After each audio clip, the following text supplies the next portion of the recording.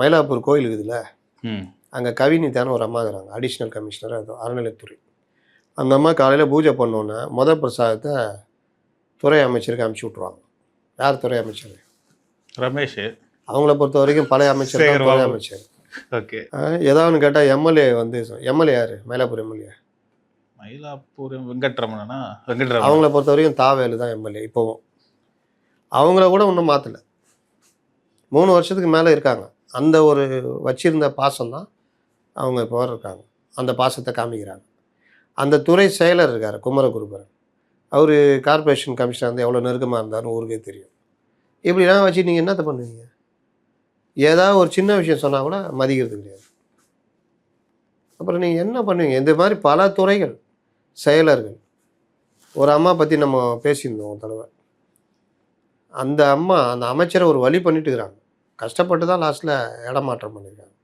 இந்த மாதிரி ஐஏஎஸ் அதிகாரிகள், அது கீழே இருக்கிற அதிகாரிகள், இல்லாட்டி செகண்ட் லெவல் அதிகாரிகள், டிஆர்ஓ, இவங்க எல்லாருமே பல பேர் திமுக ஆதரவாளர்கள் தான் இருக்காங்க.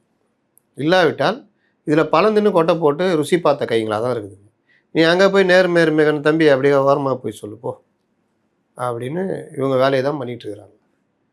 இதில் என்ன பண்ணுறது பண்ணுறதுன்னு தெரில பல அமைச்சர்களுக்கு.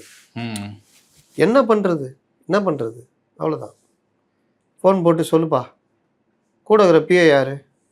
சாதாரண சின்ன பண்ண தான், அவனை எப்படி மிரட்டணும்னு கூட தெரியாது. நான் பார்த்துக்கிறேன் சார்னு அவங்க அங்கேருந்து. ரொம்ப பண்ணால் இந்த அமைச்சர் ஓவராக ஆடுற அதிகாரிகளை மிரட்டிக்கிறா அப்படின்னு 4 பத்திரிகை எழுத வைப்பாங்க. இதுக்குன்னு பத்திரிகைகள் இருக்குது. இப்போ இவங்க என்ன பண்ணுவாங்க? எந்த துறையில் என்ன பண்ண முடியும்? இதை பண்ணுங்க அந்த மாதிரி. சார் நீங்கள் நினைக்கிற மாதிரி அப்படிலாம் பண்ண முடியாது சார். ஜனங்க அப்படி தான் சார் சொல்லின்னு இருப்பாங்க. நம்ம எல்லாத்துக்குமே தலையாட்டிட்டு முடியாது சார். சார் இது கஷ்டம் சார். சார் இது இல்லை சார். சார் அப்படி சார். சார் அதை சார்கிட்ட தான் கேட்கணும். யார்? துறை செயலாளர். அவர் அவங்க நான் பார்த்துக்கிறேன். இப்போ